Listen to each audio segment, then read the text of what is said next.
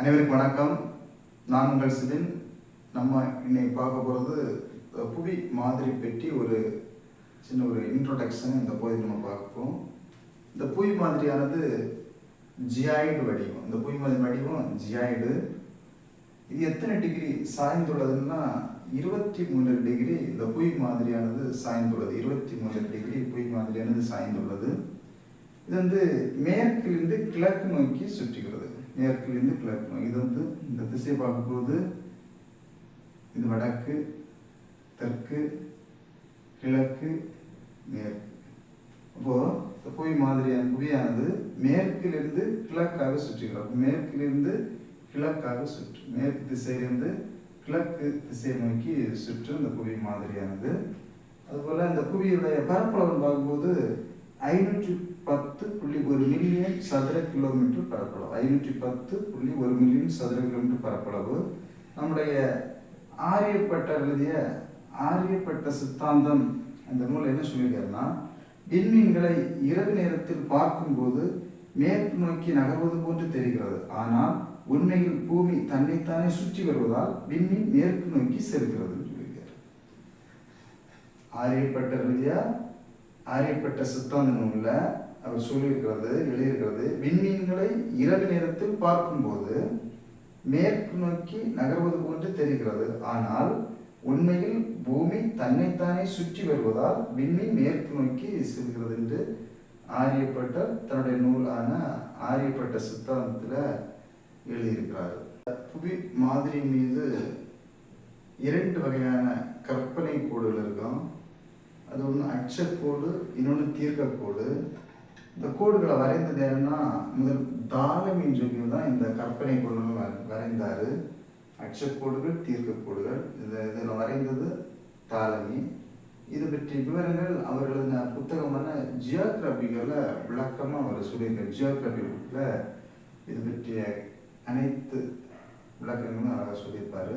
இந்த அச்சக்கோடுகள் பேர் லேட்டிடியூட். அச்சக்கோடுகள் பேர் லேட்டிடியூடு. பூமிக்கு மேலே கிடைமட்டமாக வரையப்படும் கிழக்கிலிருந்து மேற்கு நோக்கி வரையப்படும் அச்சக்கோடுனா இது அச்சக்கோடு. கிழக்கிலிருந்து மேற்கு நோக்கி வரையப்படும் கோடுகள் தான் அச்சக்கோடு. கிழக்கு மேற்கு நோக்கி வரையப்படும் கோடுகள் அச்சக்கோடுகள். இந்த புவி மாதிரிக்கு கிழக்கு பக்கம் இது மேற்கு பக்கம். இந்த கிழக்கு பக்கத்திலிருந்து மேற்கு பக்கம் நோக்கி வரையப்படும் கோடுகள் தான் அச்சக்கோடுகள். இந்த அச்சக்கோடு கிடைமட்டமாக இருக்கும்.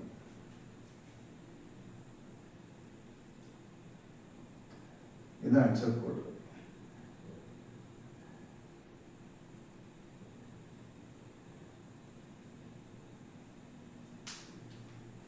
அச்சக்கோடுகள் கிழக்கிலிருந்து மேற்காக வரையப்படும். இது கிழக்கு, இது மேற்கு,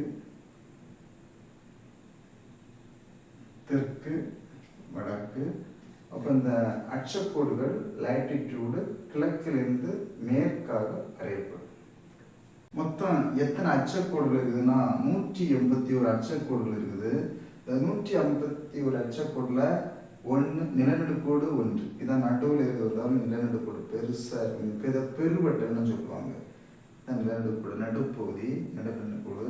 அடுத்த வடதுருவம் ஒன்று, தென்துருவம் ஒன்று. வடதுருவம் அதே போல தென்துருவம். வடதுருவம் ஒன்று, தென்துருவம் ஒன்று. வடக்கு பகுதியில் 89 இந்த நிலநடுக்கோடு. இது நிலநடுக்கோடு. இந்த நிலநடுக்கோடு வடக்கு பகுதியில் 89 கோடுகளும், தெற்கு பகுதியில் 89 கோடுகளும் இருக்கும். மொத்தம் 181 அச்சக்கோடுகள் இருக்கலாம். இது கேள்வியில் கேட்பாங்க. அரசு போட்டித் தேர்வுகள் எல்லாம் கேட்பாங்க. மொத்தம் எத்தனை அச்சக்கோடுன்னு கேட்பாங்க. 181. நிலநடுக்கோடு 1, வடதுருவம் 1, தென்துருவம் 1. வடக்கு பகுதியில் 89 அச்சக்கோடுகள், தெற்கு பகுதியில் 89 அச்சக்கோடுகள். ஆக மொத்தம் 181 அச்சக்கோடுகள். 0 டிகிரி அச்சக்கோடை நிலநடுக்கோடு சொல்லலாம், எக்வேட்டர்னு சொல்லுவான். மற்ற அச்சக்கோடுகளை நீளம். இந்த நிலநடுக்கோடு மற்ற அச்சக்கோடுகளோட மிகவும் நீளமானது. இதை தான் பெருவெட்டுன்னு சொல்லுவாங்க. இக்கோடு பெருவட்டம், அதை கிரேட் சர்க்கிள். இதெல்லாம் எக்ஸாம் பாயிண்ட். பெருவட்டம். பெருவட்டம் எதை சொல்றாங்கன்னா, நம்ம நிலநடுக்கோட்டை தான் பெருவட்டம்னு சொல்றாங்க. Great circle. அச்சக்கோடுகளுக்கு இடைப்பட்ட நிலப்பரப்பு 111 கிலோமீட்டர். அப்போ இது ஒரு அச்சக்கோடு, இது ஒரு அச்சக்கோடு. இந்த 2 அச்சக்கோடுகள் இடைப்பட்ட இடைவெளி 111 கிலோமீட்டர். 111 கிலோமீட்டர். ரெண்டு அச்சக்கோடுகளுக்கு இடைப்பட்ட இடைவெளி 111 கிலோமீட்டர். இது நல்ல இம்பார்ட்டன்ட் எக்ஸாம்பிள் பாயிண்ட். அதே போல் இந்த சீரோடிக்கு நிலநடுக்கோடு நம்ம தான் நிலநடுக்கோடு, ரைட், நிலநடுக்கோடு. நிலநடுக்கோடுக வடக்கு பகுதி 23 டிகிரி வடக்க கடகரேகைன்னு சொல்கிறோம். 23 தெற்க, இந்த 23 டிகிரி தெற்க வந்து மகர ரேகைன்னு சொல்கிறோம், மகர ரேகை. அப்போ இதுதான் நிலநடுக்கோடு, நிலநடுக்கோடு. அப்போ இந்த நிலநடுக்கோடு நம்ம இந்தியாவுக்கு பார்ப்போம். நம்ம இந்தியா என்ன இருக்குது, இந்தியா, இது நிலநடுக்கோடு. அந்த நிலநடுக்கோட்டுக்கு 23 டிகிரி வடக்கு, 23 டிகிரி வடக்க கடகரேகை. அப்போ இந்தியாவை நேர கட் பண்ணி போகணும் கடகரேகை. அதே போல் இந்த 23 டிகிரி தெற்க வந்து மகர ரேகைன்னு சொல்லணும். 23 டிகிரி தெற்கு மகர ரேகை. அப்போ இது நிலநடுக்கோடு. இந்த நிலநடுக்கோடு இந்த பக்கம் 23 டிகிரி கடகரேகை, இந்த பக்கம் தெற்கு பகுதி 23 டிகிரி மகர ரேகை. இதுதான் நிறைய போட்டித் தேர்வுகளில் கேட்டிருக்காங்க. அதுக்கப்புறம் மண்டலன்னு பார்க்கும்போது 0 to 23 டிகிரி தாழ் அச்சக்கோடுகள், 23 டிகிரி வந்து 66 டிகிரி மத்திய அச்சக்கோடுகள், 66 டிகிரிலிருந்து 90 டிகிரி உயர் அச்சக்கோடுகள். இப்போ 0 டிகிரி அச்சக்கோடை நிலநடுக்கோடுன்னு சொல்கிறோம். நிலநடுக்கோடு மற்ற அச்சக்கோடுகளோட மிக நீளமானது. அதனால பெருவட்டம், கிரேட் சர்க்கிள்னு சொல்கிறோம். இந்த அச்சக்கோடுகளுக்கு இடைப்பட்ட நிலப்பரப்பு 111 கிலோமீட்டர். 0 டிகிரி நிலநடுக்கோடு 23 டிகிரி வடக்கு கடகரேகை, 23 டிகிரி தெற்கு மகர ரேகை மண்டலம். அதே போல் 0லிருந்து 23 டிகிரி தாழ் அச்சக்கோடுகள், 23 டிகிரிலிருந்து 66 டிகிரி வரை மத்திய அச்சக்கோடுகள், 66 டிகிரிலிருந்து 90 டிகிரி உயர் அச்சக்கோடுகள். தீர்க்கக்கோடுகள், லாங்கிடியூட், மெரிடியன்கள், வடக்கு தெற்காக வரையப்படும் கோடுகளை தான் தீர்க்கோடுன்னு சொல்கிறோம். அப்போ அச்சக்கோடுன்னா கிழக்கு மேற்காக வரையப்படும் கோடுகள் அச்சக்கோடுகள். இது அச்சக்கோடு. அப்போது வடக்கு தெற்காக, இந்த வடக்கு தெற்காக வரையப்படும் கோடுகள் தீர்க்கக்கோடுகள். வடக்கு தெற்காக வரையப்படும் கோடுகள் தீர்க்கக்கோடுகள். மொத்தம் எத்தனை தீர்க்கக்கோடுகள் இருக்குன்னா 360 தீர்க்கக்கோடுகள் இருக்குது. எத்தனை தீர்க்கக்கோடுகள் இருக்குது? 360 தீர்க்கக்கோடுகள். 360 தீர்க்கக்கோடுகள் இருக்குது. இது இங்கே இது வடக்கு, இது தெற்கு.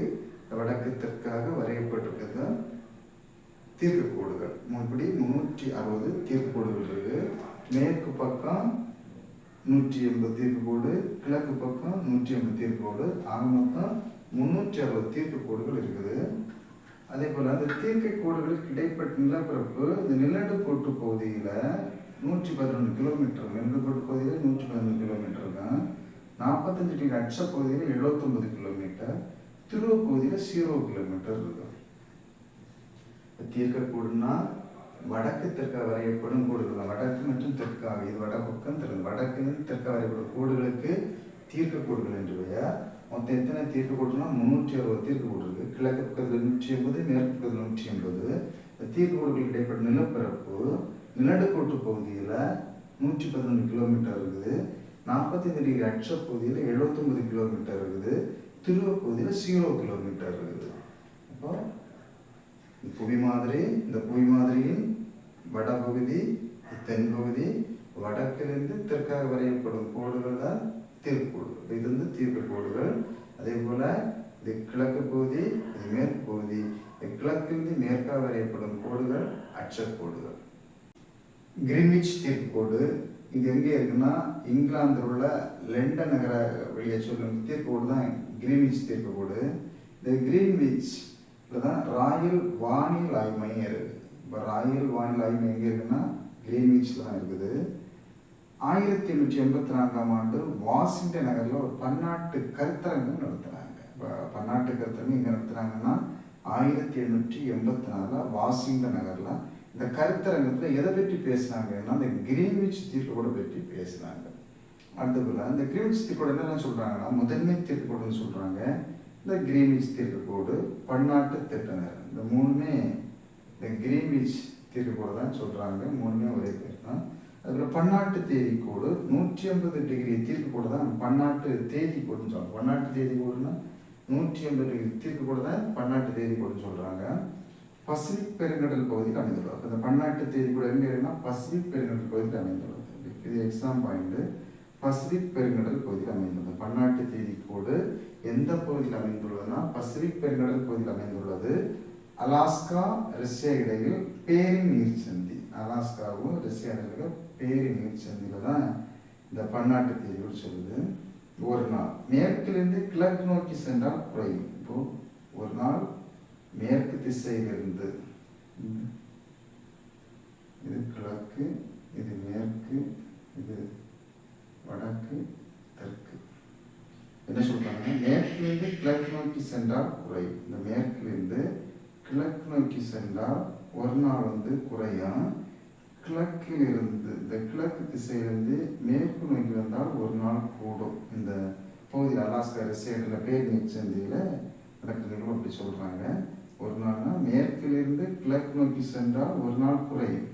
கிழக்கிலிருந்து மேற்கு நோக்கி சென்றால் ஒரு நாள் கூடும்.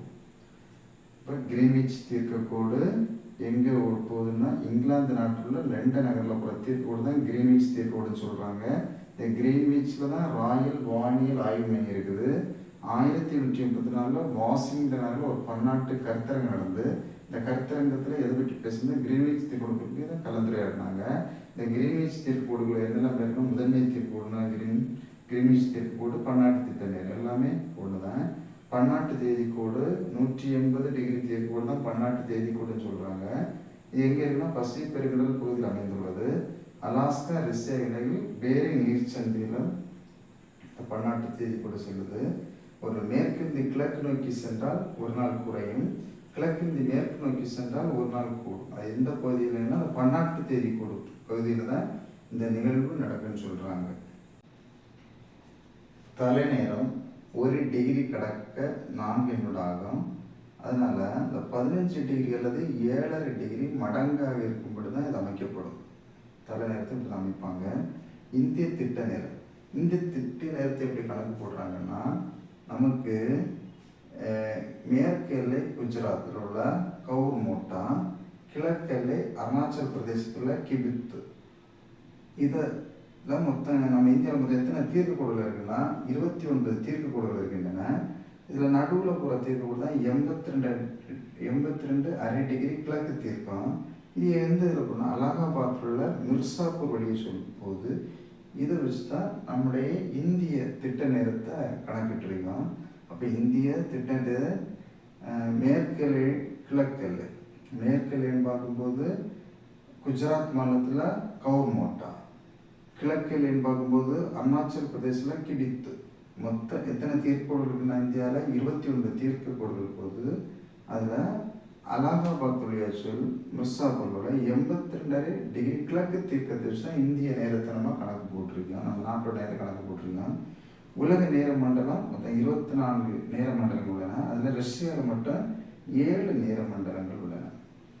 இது போன்று போட்டித் தேர்வுக்கு நிறைய தகவல் நம்முடைய சிசை அகாடமி யூடியூப் சேனலில் வெளியிடப்படும். எனவே நம்ம சிசை அகாடமி யூடியூப் சேனலை சப்ஸ்கிரைப் பண்ணாதவங்க சப்ஸ்கிரைப் பண்ணுங்கள். நன்றி, வணக்கம் மக்களே.